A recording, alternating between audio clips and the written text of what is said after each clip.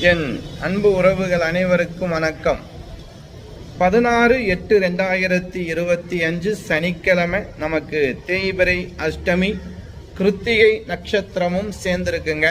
கோகுலாஷ்டமி வழிபாடும் என்றுதான்.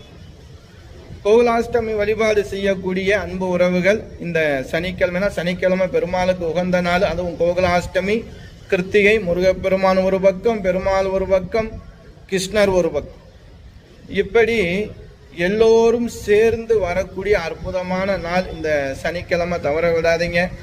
கோகுலாஷ்டமி வழிபாடு செய்யக்கூடிய அன்பு உறவுகள் தங்களுடைய இல்லத்திலும் ஆலயத்திலும் வழிபாடு செய்து கொள்ளக்கூடிய அற்புதமான நாள் இந்த நாள்.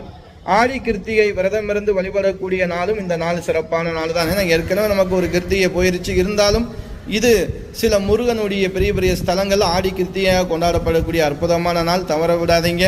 முருகப்பெருமான் அருளும் கிருஷ்ண பெருமானுடைய அருளும்